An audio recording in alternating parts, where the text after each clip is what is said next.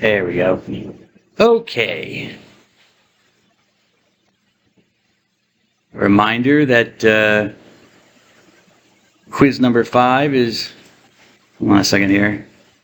Close my window a little bit, make it smaller.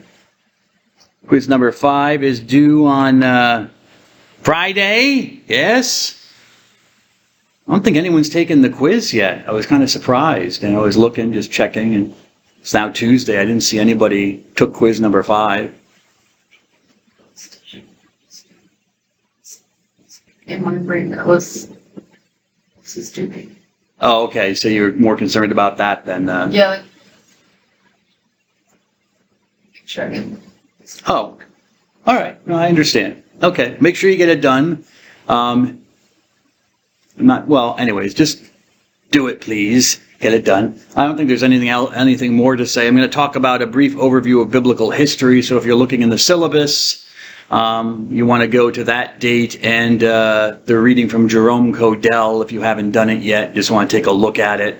But a lot of it I'm going to be covering in the class, but it might, fill in some gaps for you. And I think Codell explains some things nicely. It's like an introductory text, so it's, he explains some things very simply, without going too much into the weeds.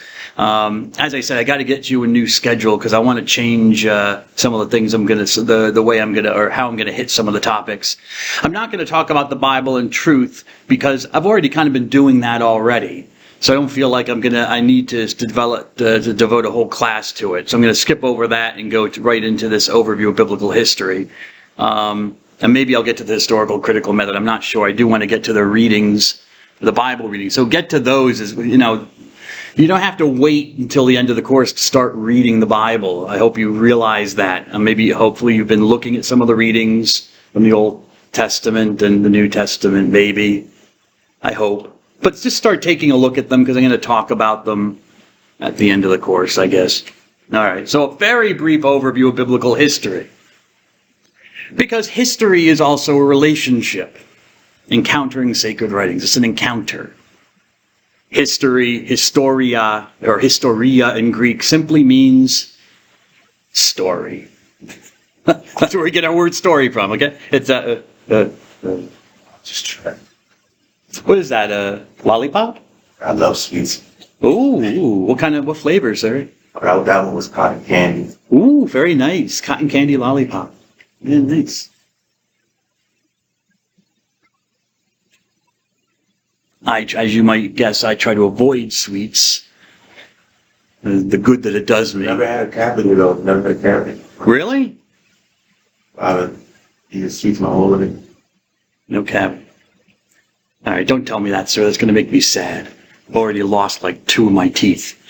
Like 2 or 3 root canals. Anyways. Okay, so it's story. People telling their story. And to understand the readings, to really encounter the readings and these people who have told these stories, I think we need to know a little bit, or what we can know about their background, the history of the Bible. Okay, because the Bible is, it's some of the stories maybe didn't happen, but I think the general impression from reading the Bible is that these are historical events that are reinterpreted in light of God and the relationship of the Jewish people with their God. Okay. Some of you, I started grading your papers. I'm sorry, those of you who are low, further along in the alphabet. I'm getting there. I'm halfway through, I think, so I'll be getting there. But I've already noticed that, some people are like, I don't want to say, you don't need, I disagree with Armstrong. I think you do need to go back to the original meaning. You don't have to stay there. Things can develop and be reinterpreted. I don't disagree with that. But how do you know what you're reinterpreting if you don't know what the author originally meant? If you don't know what the words originally mean themselves, it doesn't make sense to me. It doesn't seem logical. I think what Armstrong is probably saying is that, like in modern biblical studies, it focuses only on the original meaning, and that's all it means, and that's all it can mean. And I think she's reacting against that.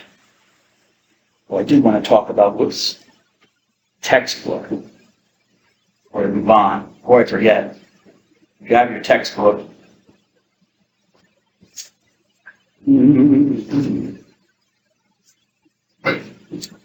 question.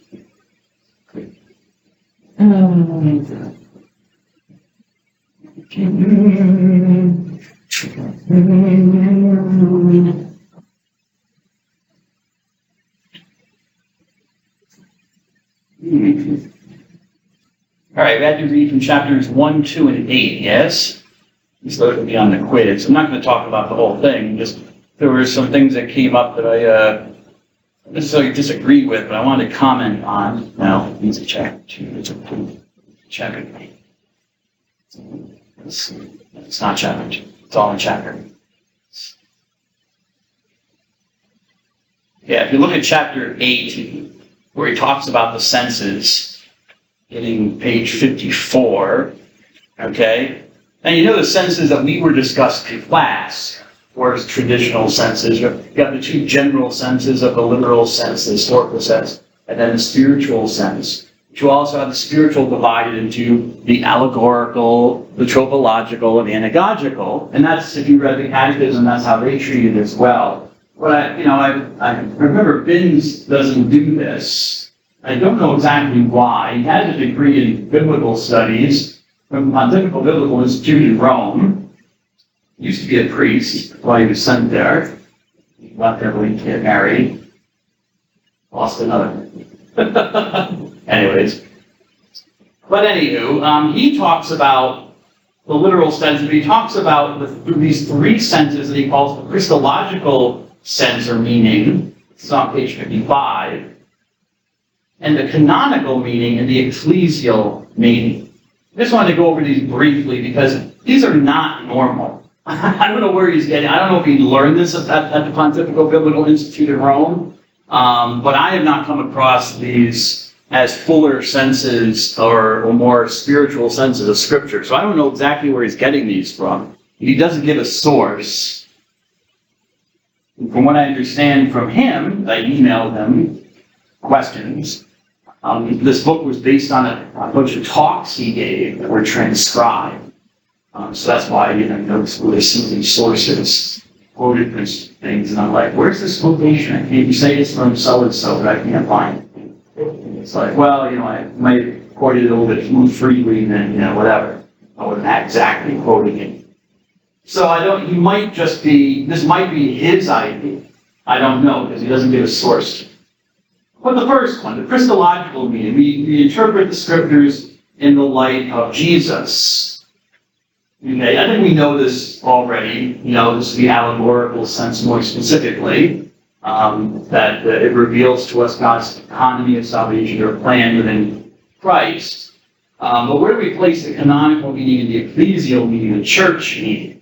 I'm not sure where these come in. He mentions the canonical meaning is a book has a way of being interpreted, but once it becomes part of the larger collection, its meaning can change. Okay. He brings up the idea of typology, which I have on the PowerPoint, or had on the previous PowerPoint types, but I decided not to go into. But basically a type, it's kind of seeing foreshadowing of something in a person or an event. So, and I mentioned this already, I just didn't use the word type. So, for example, King David is a foreshadowing or a type of Jesus the Messiah, yes? But for a type to work, there has to be some grounding in reality, like that King David really existed, that he was really a king, in order for the type to work. Because if he didn't exist, he wasn't the king, then saying Jesus is the Messiah has no meaning, because Jesus is not a descendant of King David anymore, because if he didn't exist. But David was a phantom. So, when you place, I'm trying to think of a good book, like, for example, say the book of Ruth. It's a very short book. It's about this woman, Ruth, who's not a Jew, but who takes the God of the Jews and worships the God of the Jews as her own. She's actually a slave to this woman, this Jewish woman. And eventually what happens is the whole story, it's a little short story about how she finds her own. But the upshot of the story is that she's actually like the grandmother of King David. The man she marries is going to give birth to the father of King David. Okay? Which, if you just read the story as it is, It's just a nice little short story about this non-Jewish woman who finds faith in the God of Israel and then finds a husband to take care of her. And I say take care of her, that's just how the culture was. I'm not trying to look down on women or anything like that. It's just, she needed a husband so she could survive. And she finds one through the help of God.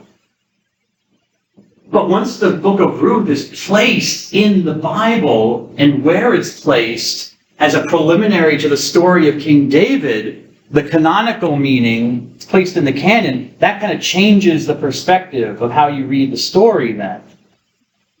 So if you look, the book of Ruth is placed, where's Samuel?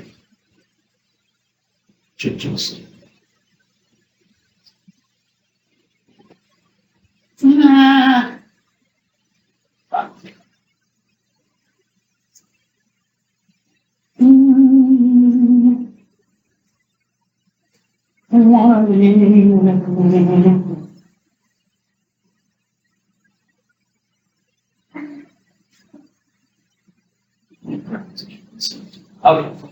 It's placed right before it's right after the book of Judges in the beginning of the Bible, and it's right before the first book of Samuel, which introduces the story of, the kingdom of Israel, but also David and the story of David. Who wrote Ruth? We don't know. We don't know exactly who the author of Ruth was or what tradition it comes from. It doesn't seem to be united with the person or the group of people who wrote the first book of Samuel. It's a different school. We'll talk about this later when we talk about, when I get into the old Pentateuch, and we'll talk about the Deuteronomic school, which is a person or a group of writers who wrote a whole series of books, beginning with the book of Joshua. They want to tell this unified story of Israel, okay? Involving David and the monarchy and stuff like that, and the covenant of God. And stuck in there is this little short story about Ruth, which is not by the Deuteronomic school at all. So who wrote it? But it's stuck in the canon in between these books. Someone put it in there because it's a preliminary story of the story of David. You might also see an interesting type here about the universalism of Jesus, because he's not just the Messiah of the Jews. It's a watch fire bells. Okay, there goes Miss Field here. Anyways, but he becomes the Messiah of everybody, right? Even those who are non-Jews. Okay? And so you might see a type here, Mr. Marita, a prefiguring or foreshadowing in the fact that Ruth is a non-Jew who accepts the God of Israel as her God. So, Jesus has a non-Jewish lineage as well. Interestingly enough. So that might, I think, where he's getting at with the canonical sense. How a book is placed in the canon itself kind of changes how you might read it. Okay?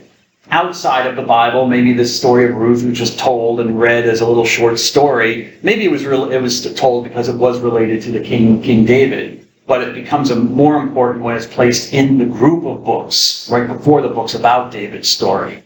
Okay? So that's canonical sense. The ecclesial sense, he's talking about the fuller meaning, what does he say here? Of the faith of the church. And this is where I guess we get to the analogy of faith. He doesn't use that phrase, though. The fuller meaning that the church can give it. He gives an example here. On page 57, he's talking about Jesus as the bread of life and the Eucharist. The ecclesial meaning. Okay. He says the ecclesial meaning of this narrative, Jesus talks about himself as the bread of life. He's talking more broadly about the story in the book of Exodus where God feeds the Jews, they're starving, and God miraculously gives them bread, a type of bread or some kind of food, something, protein bars, I don't know, they toss them out of the spaceship, while he's going by. And they were fed, they didn't starve to death. Now the ecclesia, and then Jesus uses this image to apply to himself about eating his body and drinking his blood, the bread that will come from heaven. Like God sent them this bread from heaven. Jesus will send bread, will give bread from heaven. He's from heaven, and he's going to give his body and blood as bread, as food. And Binns interprets this as in the ecclesial meaning as the church should be like this bread for the world. We should, in a way, feed the world, transform a desperate world into a place of nourishment, where we feed on the body of Christ, but we bring the body of Christ, as the body of Christ, his church, to the rest of the world.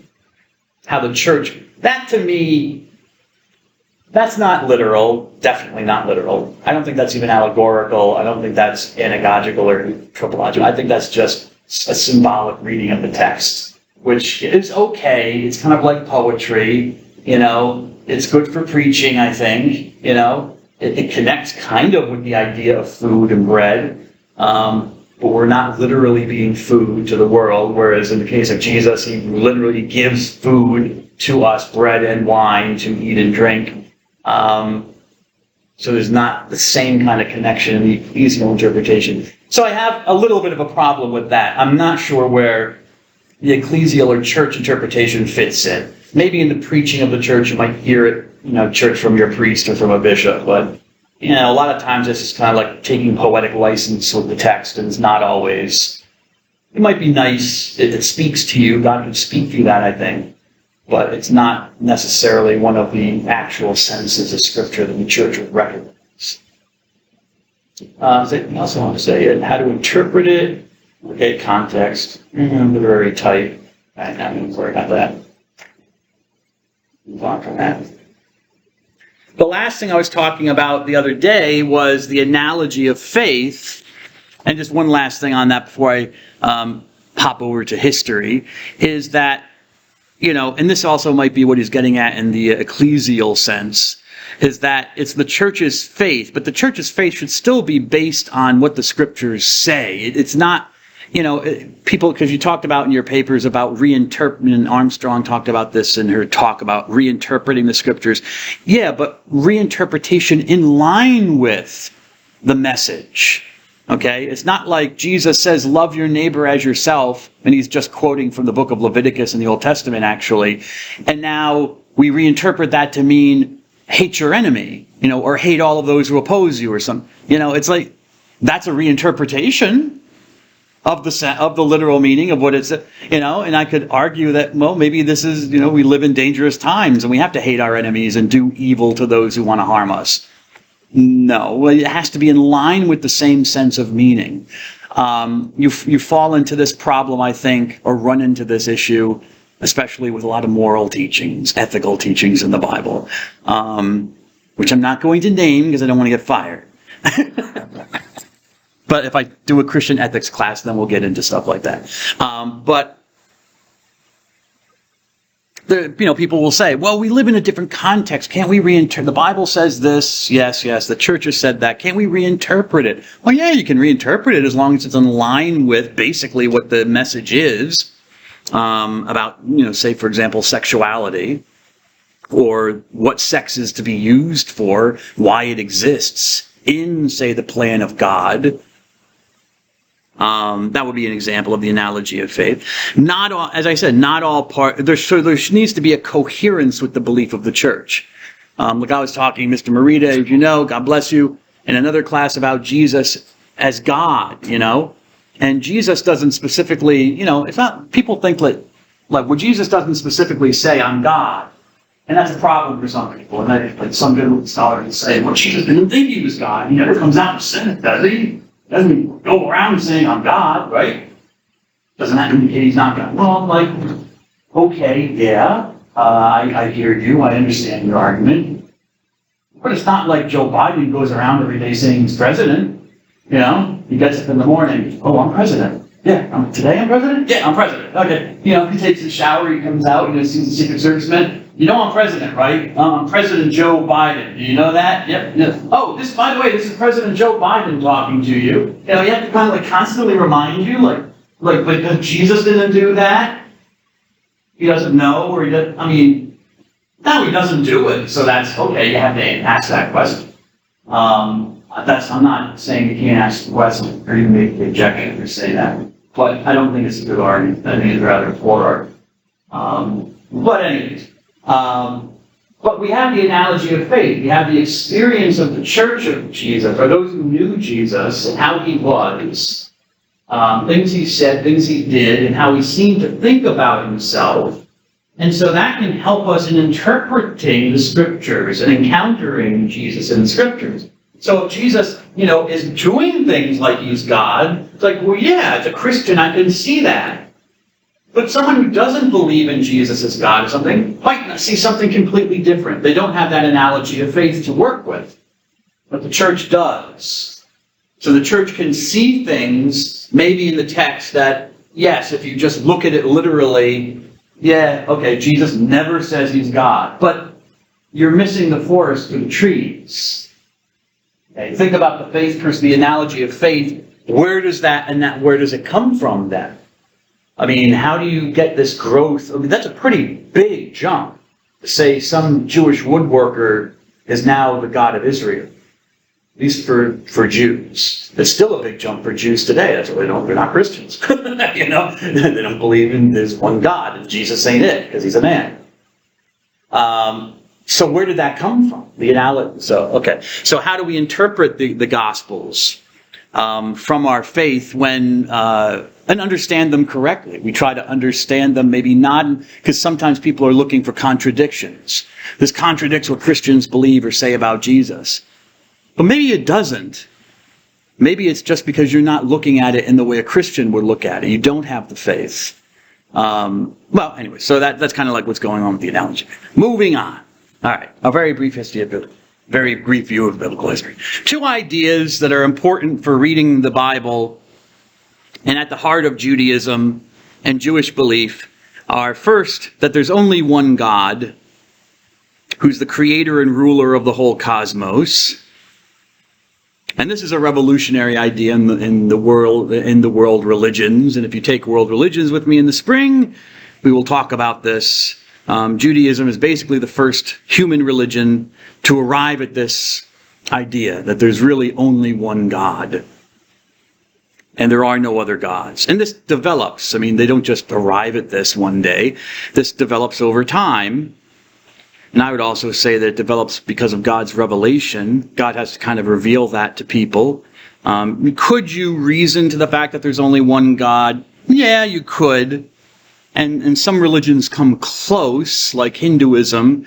If you pick away at Hinduism and kind of look beyond all the many thousands of gods and goddesses and demons that are there, there is a belief that there is only one supreme God above all. But even behind that one supreme God, there's still ultimate divinity, which, Hinduism gets close. Hinduism is a very wise religion. They've been thinking about things for a long, long time. But I also think they get things wrong. They think a little bit too much and outthink themselves. The Jews are a simple peasant people. They were a bunch of shepherds and nomads. So there's no big philosophical thinking about it. No, they're not dumb. I'm not trying to denigrate them. Of course, they're thinking people. They're human beings. But it was more, they're earthier. It's just, there's one God, period. How does that work? Don't care. No other gods exist, period. Monotheism. Monos, theos, alone. Monos, solitary. One God alone. And this one God has chosen us, the Jews, to be his special people amongst all the other peoples of the world. How do we know this? Again, just because it happened. God, this God of the universe, is in a special relationship with us, and he called us together he made us a people, first of all. The Jews were not a group. They were different people, and they were brought together by this God for a certain purpose, which is, needs to be determined what it is. Election comes from elego, which means to choose. So we had a presidential election. People went out and they elegoed, they chose who they wanted to be, president or senator or representative or whatever. Elego, eligere, elixi, electum. So where does the history begin then? It begins with, well, I mean, if you read the Bible in Genesis, it begins with the creation of the world. It begins with everything. God is there from the beginning, and God is already kind of starting his plan of leading up to the choice of the people of Israel. So if you do read Genesis, like the whole first 8 chapters or 7 chapters or 8 chapters, a lot of it's genealogies. It's recounting who's related to whom. And on the way, you're trying to get up to the ancestors of this man, Abraham. Okay? I'll show you his genealogy in a moment. But this period of time is called Ancient Israel. It dates to around the 1900s BC. It goes to the 500s BC, ancient times. Nothing that's necessarily special about ancient Israel. I mean, their history is not particularly old. I mean, Egypt was around thousands of years before ancient Israelite history, and human beings have been around maybe 200 to 300,000 years. So, nevertheless, who am I to tell God when he wants to do stuff? Yes, sir. So when you said that, why do some Christians only consider the earth 6,000 years old? Well, some Christians do, and some Jews do as well, based on their reading of the Bible. I mentioned these genealogies. They go through the genealogies and the length of how many years they extrapolate people lived, and they work it back, and they come up with, that the Earth began in 3,000 something BC is when they think, so they do it by that, and okay, fine, Do you believe that? No, of course not. I mean, when I look out at the world, what does the world tell me? What does the world tell you? When you look out at the world that God made.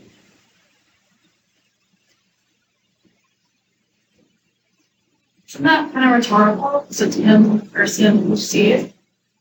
Really? If you can't see, you see nothing. You have to accept what people say. That is, if you are looking and you have a more depressing view of the world, you're going to see things in another view too. Oh, I see. Yes. Yeah. No, I agree with you. But I don't mean in a depressing or a positive view. When you use your reason, and you had science class in high school and stuff like that, and you use your reason and you look out at the world, what do you see? I mean, what's the evidence telling you? It's the data. Does the evidence that comes back say that this planet, our solar system, are only a few several thousand years old?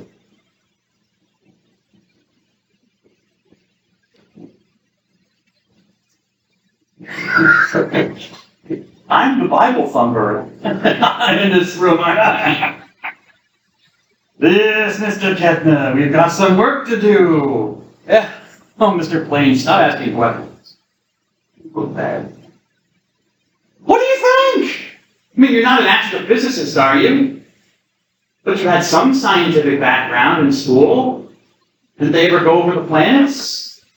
Okay. Did they ever go over the formation of the solar system?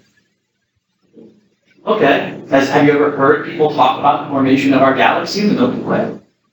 Big Bang. The Big Bang, you've heard of that? Well, when did the Big Bang happen? They think. Roughly. Years ago. A couple million years ago. Well, we're getting better. We're better than people who read their Bible. That's a little under 14 billion years ago. 13.8, I think, billion years ago. They're able to narrow it down. Okay, so let's say 14 billion, just to round it off. 14 billion years ago. And we know this from, measuring light that comes to us from faraway galaxies. And, we certainly know, even if we couldn't do that, we can measure the age of rocks. We can measure the decay of the atoms in the rocks and determine how long certain atoms take to decay. And so even if we didn't know that the universe is 14 billion, we know certain rocks are hundreds of millions of years. Millions, or in the millions. So that's certainly more than several thousand. How do you explain that? I mean, just that from planet Earth. Seems evidence, but I don't think they're making it up. I mean, I don't think that their calculations are wrong. I don't think they're screwing things up in the lab and coming up with wildly distorted dates and numbers. Yes? It's a joke, okay? Yeah. But the way my brain thinks of it, God gives us the free choice and free of will to pick if we believe or not. If you had nothing to compare it with, like a scientific background, then there wouldn't be enough free will. So is that like a valid idea? Could be. I'm not sure if I understand. Explain more. So, because God wants us to pick and choose that religion happened and that He created, Okay. right? But if there was nothing, if we had nothing else, and we were just blindly being told Yeah. God did it, there's no other possible way for it to be explained. Oh, I see. So science offers like a counterpoint. So you can either choose science or God, and so now you have to make an act of faith. Right? Yeah. Oh, that's interesting. Possible. I mean, I'm just not sure of that, what kind of view of God that, that portrays. Is God, is that how we conceive of God? Like He's always testing us like that? Well, I wouldn't say it was a test. If you want to believe, this is another reason why. Okay. I believe you can believe. I think you can believe. You can make, because I think you do it already. I do at least. I don't know. I'm not sure that that's maybe the way to look at our relationship with God. That God God wants us to have faith in Him, to believe in Him, but not that He's going to set up the world so that it's constant. Maybe in some ways, yes. Maybe there's wisdom what you're saying is true. In some ways, it is a test in a way to see, who will believe and who won't. Huh? I'm not gonna, yeah, that's interesting. It's an interesting idea. But, so I guess what you're getting at, that science contradicts what people think the Bible is saying, that's the test of faith, right?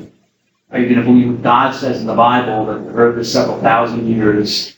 Or are you going to believe some astrophysicist in MIT who says many response to that? Is that what you're saying?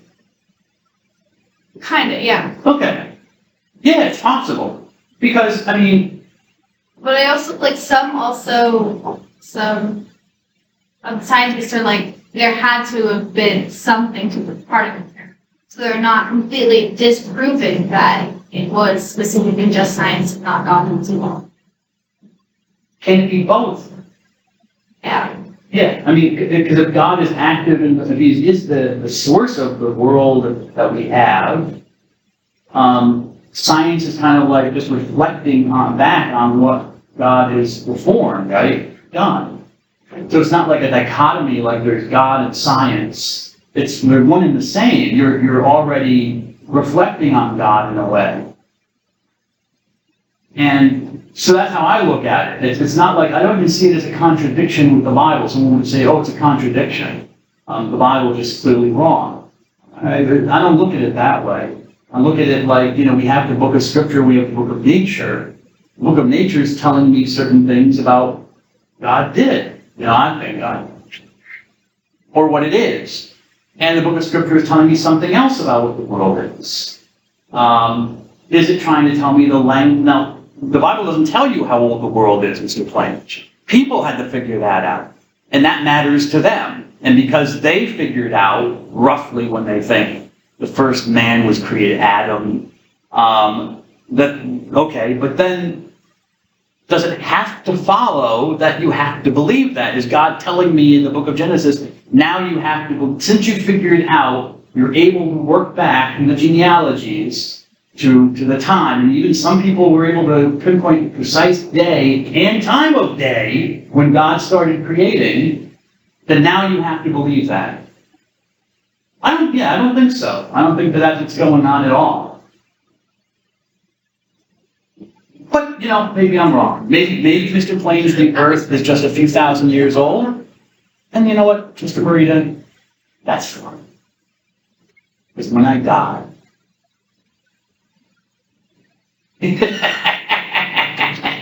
and go to the pearly gates, Mr. Marita. And Jesus tells me, yeah, the results were totally off. They weren't millions and billions, just a few thousand years. We say, okay, Jesus, that's fine. But Jaden, can you point me in the direction?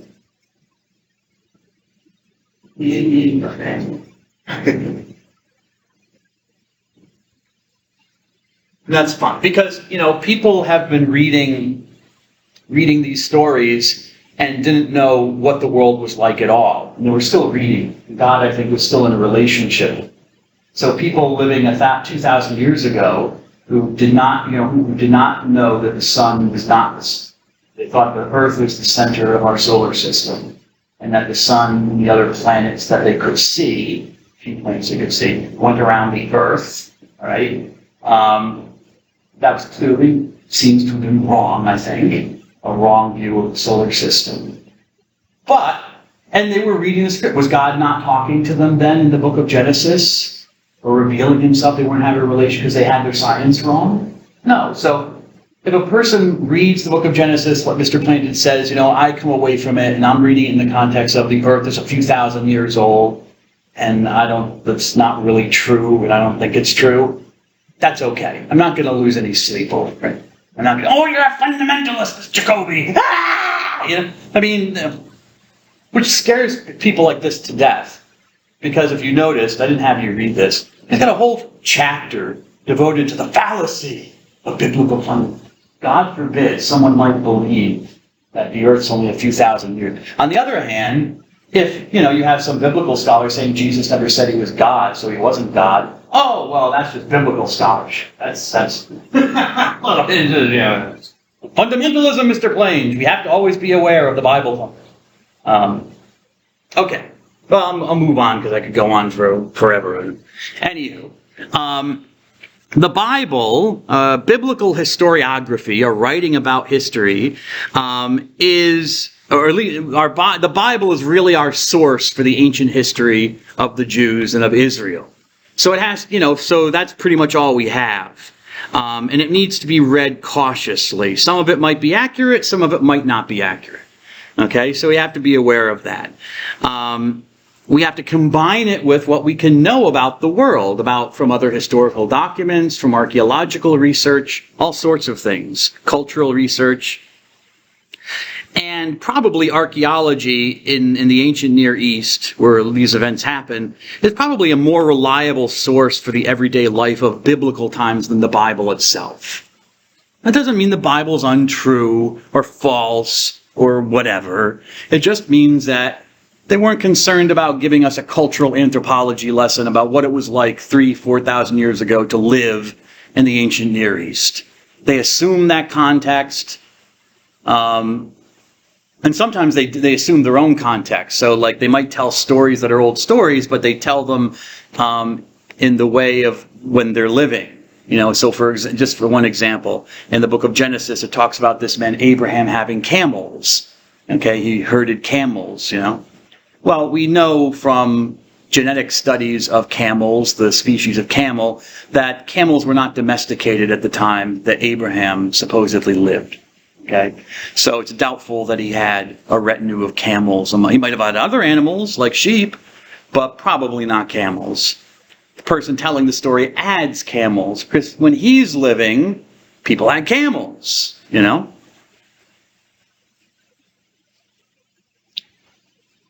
So the person is telling this ancient story from his or her context. And okay, if you can ignore the bits about camels, then you've got something. Okay, you can get to the truer essence of the original story. This doesn't mean the story is still untrue. It's not like, there were no camels domesticated at that time, therefore Abraham never existed. You don't catastrophize.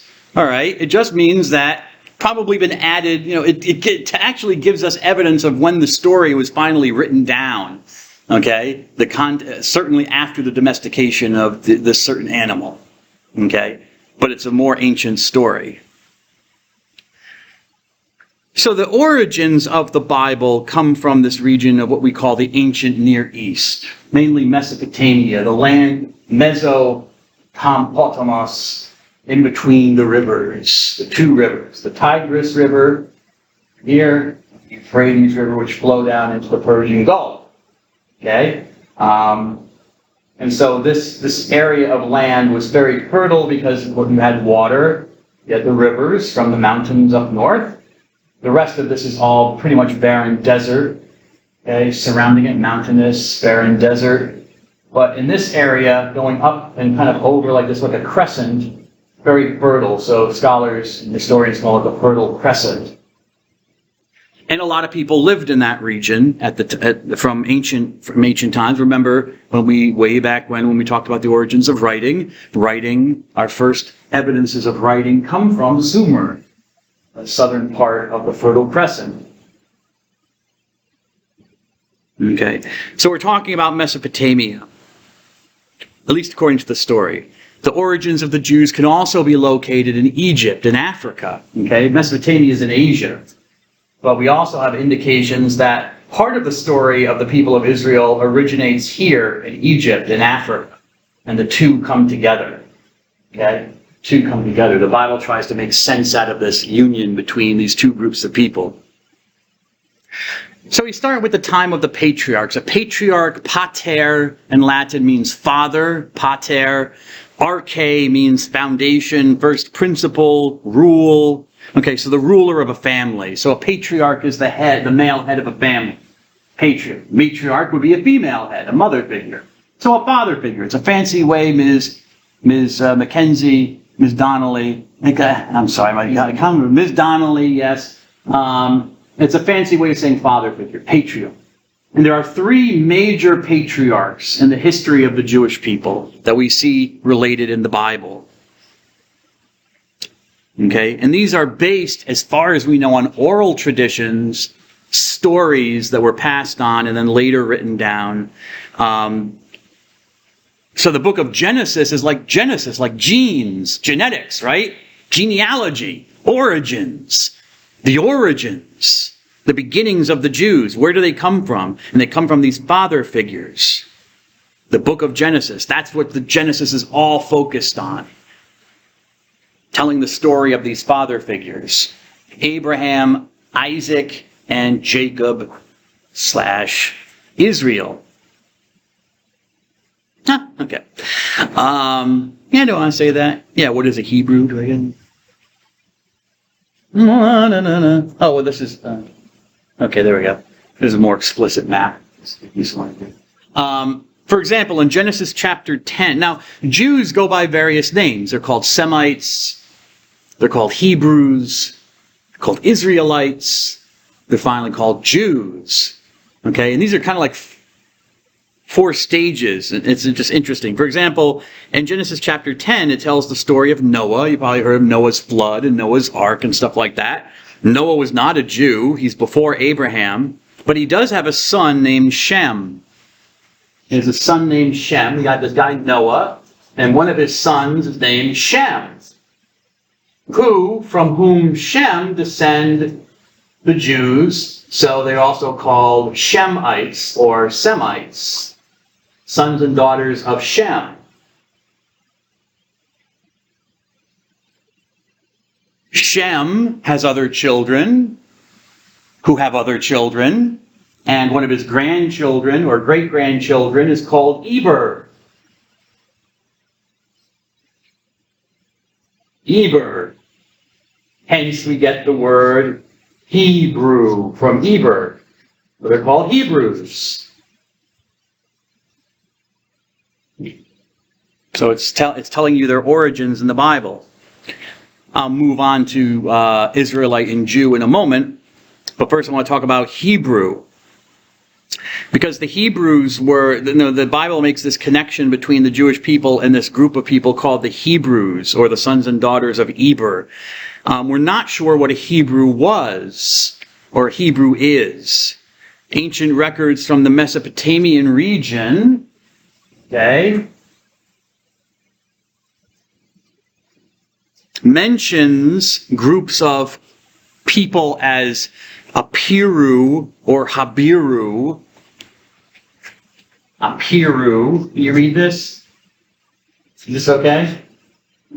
For the Hapiru or Habiru, which is, interestingly close to the word for Hebrew in Hebrew, the Apiru or the Habiru. Scholars, are not exactly sure of the relationship or if there's a 100% link with the ancient, the Hebrews, the Jews of today.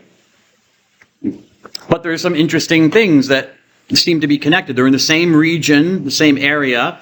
The Apiru or the Hebrews were drifters or groups of drifters, nomads. They move around with their flocks and their camels, their cattle and animals from place to place.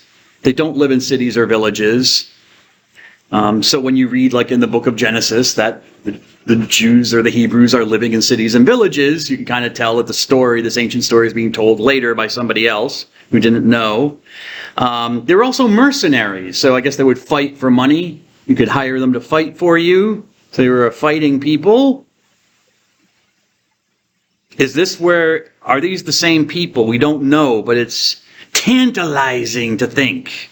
And in fact, in the Bible, in one of the later writings, Deuteronomy 26, which might preserve earlier traditions, in the book of Deuteronomy, chapter 26,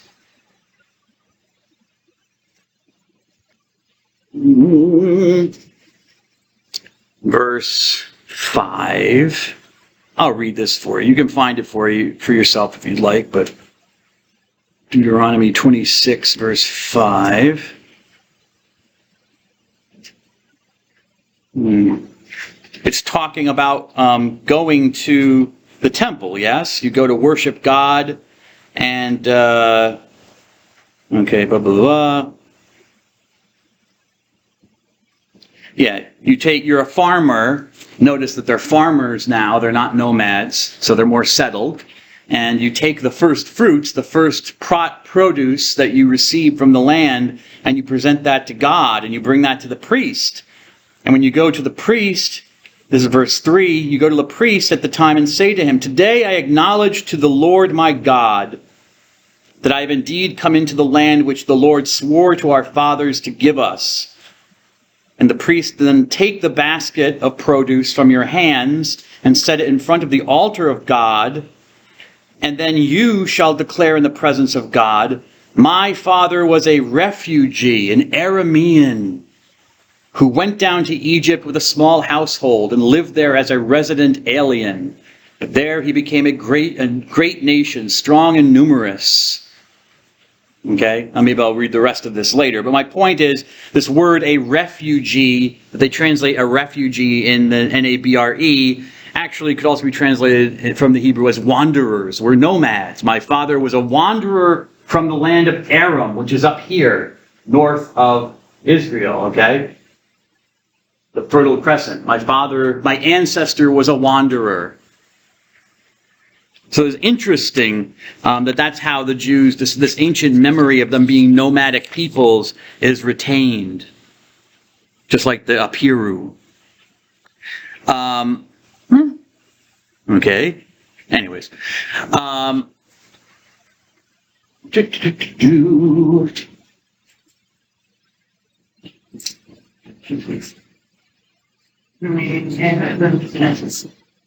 Okay, so the story begins. Well, it's already begun with the creation of the world, but we're getting to this guy, Abraham.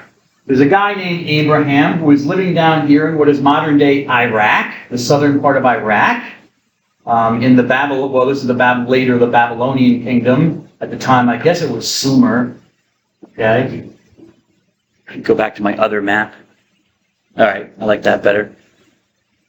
Yeah, Sumer. In what is said to be the city of Ur, which we know of, it's been excavated, so there was a city of Ur. Okay, his name is Abraham, which they mean the same thing. There's really no difference, it's just two forms, the same name. And he feels compelled by one of his gods, Mr. O'Neill. Abram feels, God bless you, sir, feels compelled by one of the gods he worships to travel to a faraway land that he doesn't know where he's going, just he feels impelled to go. God, I guess, somehow reveals himself to him and says, go, I want you to travel somewhere. Go where? God doesn't tell him, just go. All right. So according to the story, this man travels from the city of He follows up the river. He doesn't want to go this way because it's all desert. He follows up the river to Haran, and then apparently he comes down south into what in ancient time, at that time, is called Canaan. Okay? And he starts to settle there. He stops there and he settles there.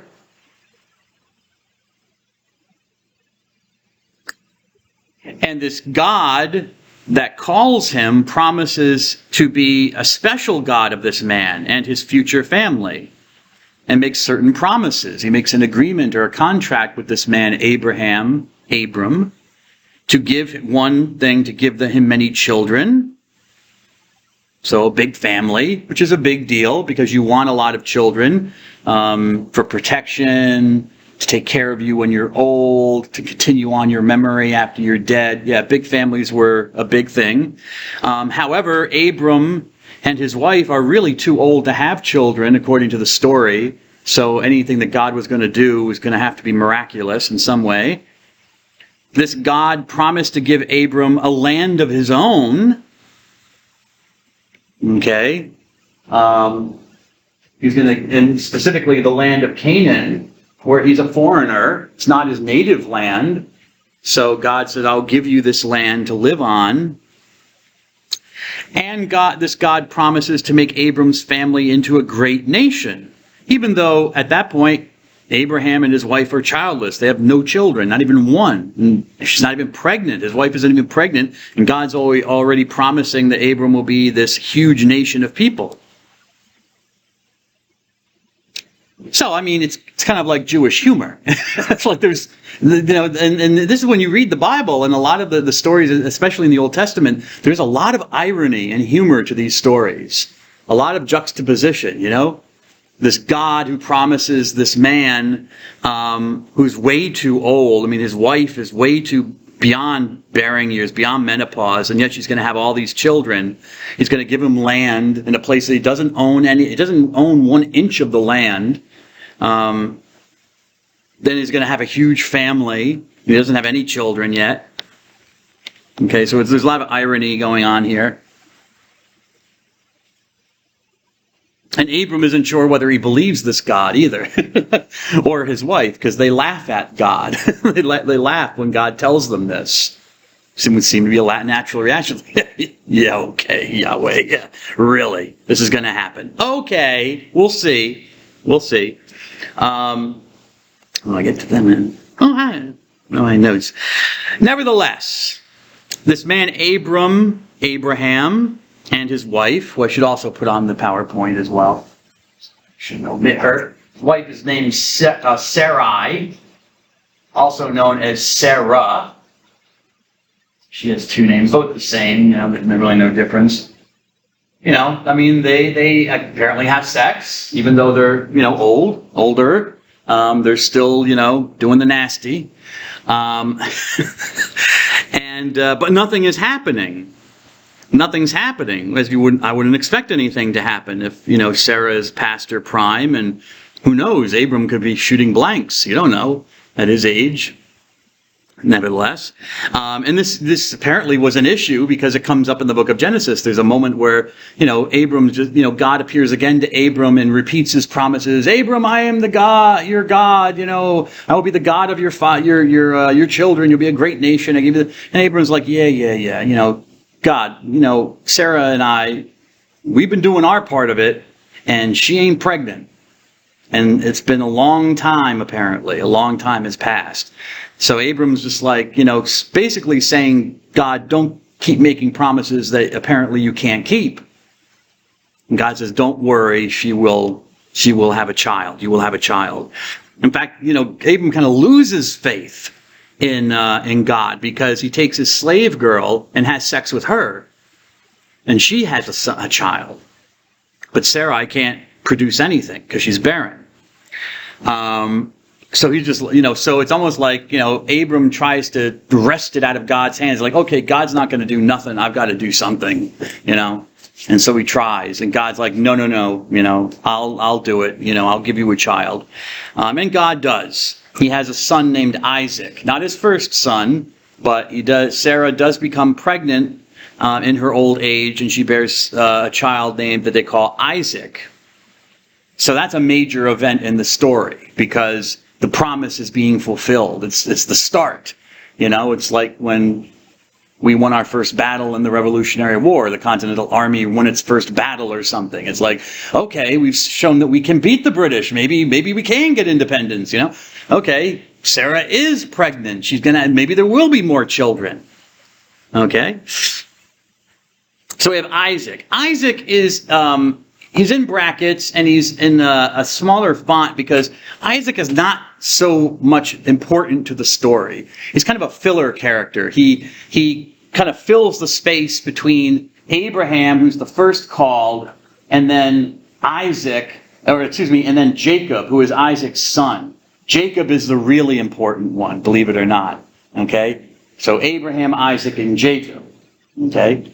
And as they go along, the one thing that binds them together is they all worship the same God. Abram accepts this God who follows him or who calls him. Abraham is a pagan. He's not a Jew. He's worshiping other gods. Okay, we know this. This is mentioned in the Bible that, wrote it down. Deuteronomy, also in Deuteronomy.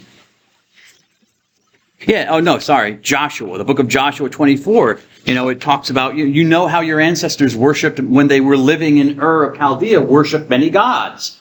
So he was a polytheist. He wasn't a monotheist. But one of the gods calls him and says, no, now you're just going to worship me exclusively. And so he does, and that's the God he passes on through his family. It's what separates them from the surrounding people. They don't just worship any god or all the gods of the area. They have their family god, and that's the only God that they'll worship. You start seeing the beginnings of monotheism.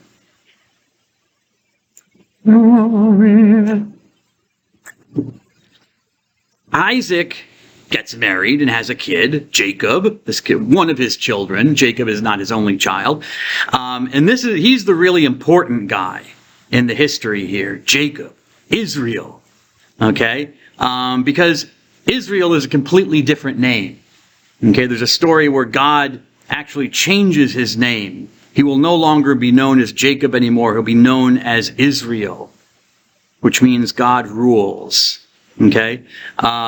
And this idea of name changes kind of, you can see this in the book of Genesis, or maybe the writers of the story kind of tried to see this in the fact that, you had Abram and Abraham, you have Sarah and Sarai. Okay, so, not that God necessarily, God kind of changes their names too, but they're the same meaning. So they're probably just trying to explain why they were known by different versions of the same name. But Israel is totally different. Okay, God changes Jacob. He's a different man now. Because out of him will come the 12 tribes, the 12 family groups. So that tribe. Latin word tribus, which simply means a division of a group of people. Dividing up a group of people. A division, a tribus. So a tribe. It's also a clan, group, or whatever. It's a social group marked by distinct and united characteristics. In this case, family characteristics, because they're all coming from the same ancestors. Okay? For the most part. So actually, even though Abraham is the first called by God, and it's from his children that God is going to bless the world, actually Israel is the important one. They're not, the Jews aren't known as the sons and daughters of Abraham. They're not the Abrahamites. They're the Israelites, interestingly enough, and oddly enough. They're the sons and daughters of Jacob, who is Israel. So Israel is not the name of a country, or a nation or kingdom. They are literally it's the name of a man, an actual man. The Jews are the sons and daughters of Israel. They're part of family groups that originate in the children that come from this one man, Jacob. So now we have Semites, We have Hebrews, now we arrive at Israelites, the sons and daughters of Israel.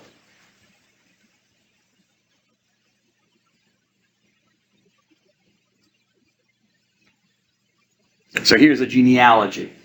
Sons of Jacob, the tribes of Israel. Okay? We have Jacob. Jacob has 2 wives. At the same time, Ms. Belts, I should say. Who are in competition. They're in a baby competition, Ms. Belts. They want to see who can pump out the most babies. Okay? Because they're jealous of each other. Who's going to be more fertile? And in some cases, they're not as fertile as they might hope, so they give Jacob each of their slave girls so he can shtup them and have children from them as well. So that's where we get Leah, his first wife. We have Rachel, his second wife, who are both sisters. That must be interesting at Thanksgiving dinner. And then their slaves. Zilpah was Leah's slave, and Bilhah was Rachel's, okay? And so, Jacob, Israel was a busy man. And we see the number here. Reuben, we have 1, 2, 3, and 4. Reuben, Simeon, Levi, and Judah. And then apparently Leah was kind of not having any children for a while, so she gives him Bilhah, and they have 5. Dan and Naphtali, 5 and 6. Rachel gets jealous. She wants children too, but she's not producing, so she gives, Rachel gets jealous and gives him Bilhah because she's not producing, and they have Dan and Naphtali. Then Leah gets jealous at Rachel, who's like the Vanderpump Rules. Leah gets jealous with Rachel because she's not producing. She said, take Zilpah, my slave, and so they have Gad and Asher, 7 and 8. Then Rachel starts coming up with the kids. And so we have Joseph and Benjamin, 11 and 12. Now Joseph has a couple of kids, Manasseh and Ephraim, and this gets confusing because Manasseh and Ephraim kind of get considered tribes in a way as well, which, how does that work? I don't. How does it work? Oh, I forgot to do 9 and 10. Sorry about Leah. I forgot you again. So did Jacob. That's why God gave her children. 9 and 10, Issachar and Zebulun. Sorry about that. 9 and 10, Issachar and Zebulun. Then Rachel becomes productive with Joseph and Benjamin. Okay, and then Joseph. All right, so this is the family tree of the 12 tribes.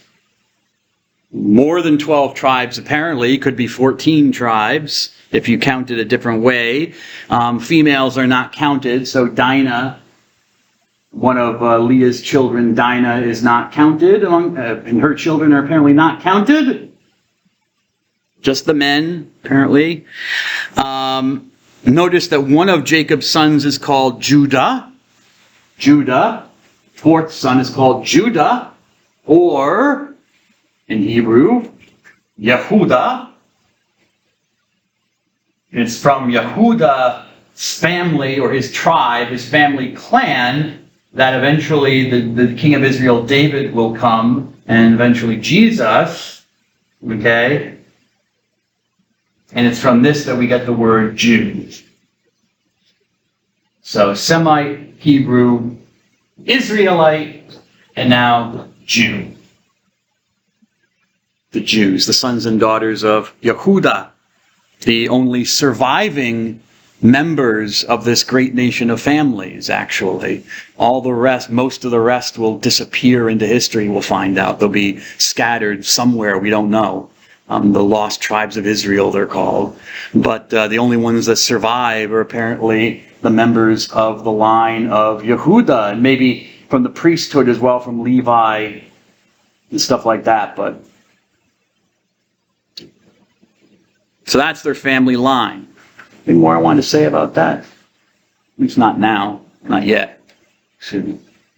Oh, okay. I thought this was interesting. This is from a priest, Father Felix Just, who is a Jesuit priest and a biblical scholar, and he has a website which is mainly focused on the New Testament, but also a lot of Old Testament stuff. And he does really great stuff like this. He goes through the Bible and finds all sorts of interesting information and makes charts, and fascinating to me, at least.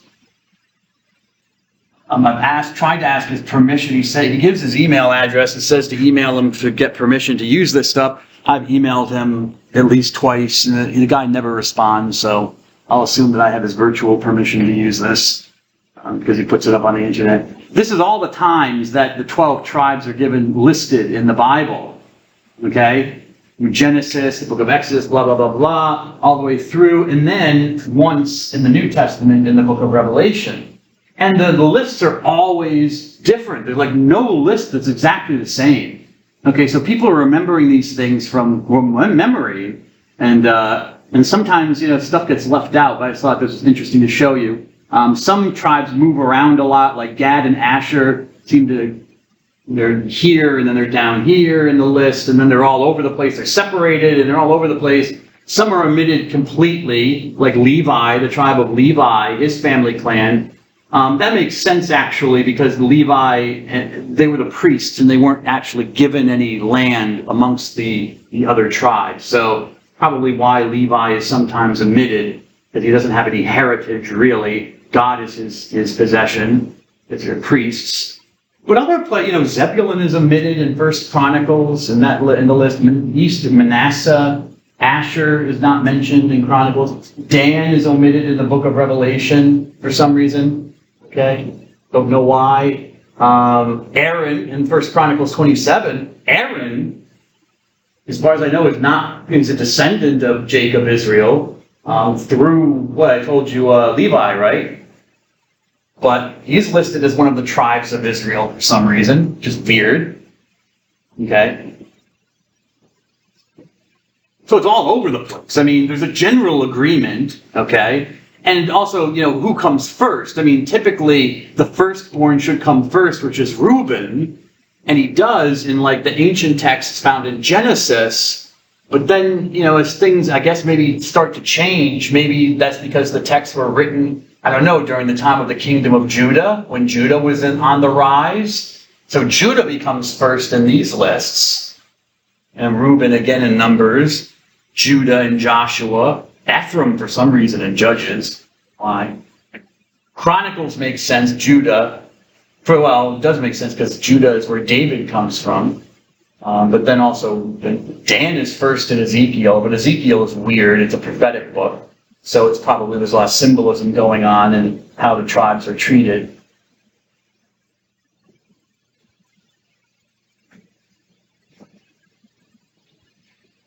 What's going on? Uh-oh. It's weird.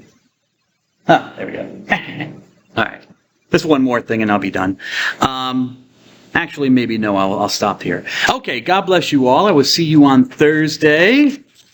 See you on Thursday.